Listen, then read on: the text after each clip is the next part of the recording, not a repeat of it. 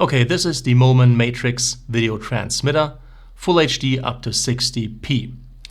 Two main reasons why this unit is interesting to me, because there's lots of these units out there from a lot of different manufacturers. Number one, it's an antenna-less design, so no antennas that could potentially break. And it's passively cooled. It doesn't have a fan or active cooling, so no noise via fans. NPF style battery plate on the back for power delivery or USB-C power delivery. This is the receiver unit, so it has an HDMI and SDI out. It has a 1/4 inch mount on the bottom, 1/4 inch mount on the side, little display right here in the front, and overall a small and compact form factor. Now traditionally, why would you want to use a video transmission system that takes the camera signal and transmits it to, let's say, a monitor? Well, number one, focus pullers. If they can't be with the camera, if they're on some kind of stabilization system and move very fast, they want to have a way to pull focus wirelessly, so that's one use. Then of course, if you're the DP and the operator operates the camera from a car, a gimbal, whatever kind of system that doesn't allow you to be close to the camera, then you would monitor this using a video transmission system. Same goes for the director, of course, or if you have clients on set and for whatever reason you can't be close to the camera, you can have the camera signal transmitted to a monitor for monitoring. Now I'm going to show you exactly the setup that I used for the tests that I did with this video transmission unit. We're going to take a look at the signal quality, of course, what happens in between the receiver and the transmitter. Of course, I'm also going to check out how easy these things are to set up. Most of those units are pretty much plug and play. I hope it's the same thing right here. I'm also interested in how long it takes the units to connect, how stable that connection is, of course, and what happens to the signal in between transmitter and receiver. Because the less data needs to be transmitted, the better for a stable connection. But of course, the signal will suffer. I'm assuming they will get rid of a lot of the chroma subsampling information, because chroma usually is the bulk of a video signal. So, next up, the setup. Okay, this is the A-cam setup. Quick run through, front to back. Tilta Mirage matte box, 1 tray extension, 24-70 f2.8 G master lens, Tilta right side wooden handle, Sony a7S III as the core, some 8-in rigging gear around it, notably the cage, the HDMI cable clamp, and the top handle. This is my handy vlogger multi-tool that gives me all the different tools that I need for this setup. And then right here on the sandwich sits the video transmitter. Back here, that's just battery power. Full-size HDMI goes from the video transmitter, or I should say goes from the camera to the video transmitter. Power of the video transmission is supplied by this battery, I believe. Yes, it's this one. And the other one supplies the camera with power. Usually I would create a setup with which you can take the whole sandwich just off the setup. This isn't one. So it has a single 50mm rod system on the bottom that holds the lens support and the video transmission and the batteries. Usually I would split the rods, but that's for another setup. So this is just to give you a basic idea of what I'm using. I transmit the signal to my Ninja 5 recorder. Up on top, using a LATENCY monitor mount, the Moman receiver unit, powered by an NPF 970, as is the Ninja V. And this is just a simple tabletop tripod that I combined with a ball head. This is easy to carry around, and because this is an external recorder, I will be able to record the transmitted signal and compare it to the camera signal.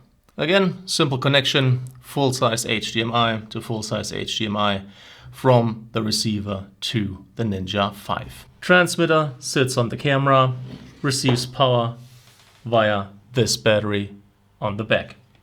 So, let's turn on the transmitter and let's turn on the receiver, and let's see how long it takes until the image of the camera appears right here on the Ninja. All right, it has just recognized that the video transmitter is connected, but we don't have a signal yet. There we go, the display just switched, so I'm guessing the units, the units, there we go. And there's the signal. Okay, that did take longer than expected. Other units that I've used are faster to connect. Then again, it's not that big a deal. We're talking maybe 5 to 10 seconds. So just keep them on, keep them connected, and run them off either a constant power supply or large batteries, and you should never run into problems. You can switch the batteries during a break or in between shots. No problemo. Let's start with signal quality because it remains the same throughout the tests. Two things that are noteworthy. Number one, the transmitted signal has less dynamic range, so they cut a bit of the luma information. You can see the side-by-side here and a back and forth between them. It's pretty obvious. The original signal has less contrast, more luma information, whereas the transmitted signal is more contrasty, so has less luma information. Same thing with the chroma information. The transmitted signal has much less chroma subsampling information, which makes a lot of sense to cut the chroma because it usually is the bulk of a color video signal as far as the data is concerned. So the less data you can transmit, the more stable the signal. On the other hand, from a pure quality perspective, the transmitted signal suffers. When is that important? Well, LUTs, for example, if you use them on set to monitor, they will not have the same effect on the transmitted signal as they do on the actual camera signal. So you can't really judge how you light for a LUT using the transmitted signal. It's close enough to give you the broad strokes, but if you went through all the trouble to create a LUT because you already know what you want to do to your signal in post-production and you want to light for that on set, definitely use the camera signal because there's too much blocking, too much banding on the transmitted signal. Next up, signal performance, in which case I mean how does 25p look after it's been transmitted, how does 50p look after it's been transmitted. 25p basically looks like 25p, here's a side-by-side, on the left the camera signal, on the right the transmitted signal. Pretty much looks the same to me. On the other hand, 50p off camera still kind of looks like 25p after it's been transmitted. So from what it looks now after my first tests, the transmitter does take a 50-60p signal, but after it's been transmitted, it still looks like 25 frames per second. If you want to judge really smooth motion or the smoothness of motion, definitely go off the camera signal, not off the transmitted signal. And it is a 50p signal because I did record it in a Ninja V and it registered as a 50p signal, but it looks like every second frame is dropped. This might be taken care of after an update that I still have to do. And I'll probably give you the info on that on Instagram or as an addendum on one of my next videos. Next up, distance test. Now I did two different types of movement. Steady shot from a tripod with a moving subject inside the frame that you've already seen, and lots of movement in the shot using a gimbal. I did three different distances. First distance, about 65 feet. You can see it on the map right here, about 20 meters. With the steady shot from the tripod, perfect, no problems whatsoever. And it also doesn't seem to make a difference what direction the transmitter or receivers are pointed, which is a good thing because the camera moves. With lots of movement inside the frame at a distance of roughly 65 feet or 20 meters from the gimbal, still no problem at all. Next distance, roughly double that, 40 meters or 120 feet roughly. With the tripod shot, no problem whatsoever. With the gimbal shot, no problem whatsoever, which is really good performance because, well, 40 meters and it wasn't particularly a direct line of sight. There were a couple of obstacles in between transmitter and receiver. Not a house, but hedges and smaller stuff. So I couldn't actually see the camera, but the signal still was strong and stable at 120 feet or roughly 40 meters, which should take care of most of your needs already. Next distance, once again, roughly double at 80 meters or 256 feet, and all the way up the street, you can see it here on the map, the signal started to break, both with the tripod shot as well as the the gimbal shot, which the tripod shot was usable for a longer time, so roughly around somewhere in between 120 and 256 feet, the signal broke. This somewhat urban environment is usually what I encounter or what I would encounter, and on a closed set, 40 meters, 120 feet usually do the trick as well. And technically, you could just stay behind the camera and move with it, which would make the signal transmission perfect. The last test was an obstacle test. I put the camera on the gimbal and put a hedge, so a definite obstacle to a direct line of sight in between transmitter and receiver at about a distance of 10 to 15 meters or maybe 33 to 45 feet or something like that. Performed no problem whatsoever.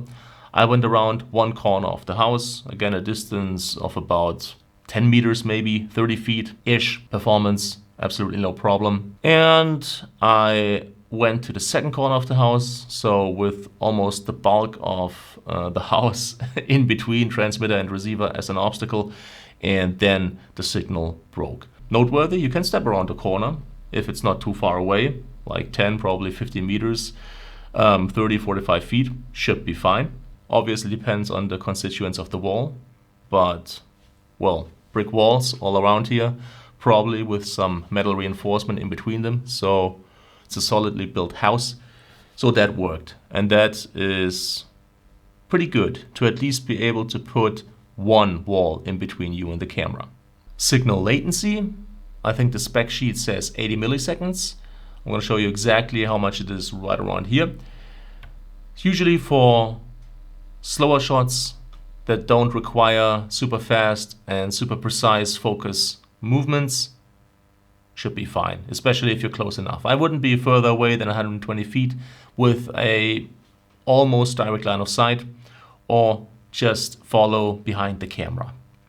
That would probably be the best place for a focus puller with this setup. So to wrap this up, focus puller, DP, director, client. Focus puller, you have to be close enough, closer than 120 feet to get optimal performance. Maybe you can push that, depending on how clear your line of sight is, to a higher number of feet. Director of photography, well, you can judge movement, framing, and timing if you're close enough. You cannot judge contrast, you cannot judge color. You have to do that off the camera signal. Director, same thing, movement, framing, timing. If you're close enough, no color, no contrast. Client, now if you know the client really well, you can do the explaining about the contrast and the color information and why the LUTs not work exactly right, and that it's just a reference signal and all that. And that's probably going to fly if, as I said, you know the client really well. If it's a first-time client, don't show him the signal, show him the camera signal when that's possible.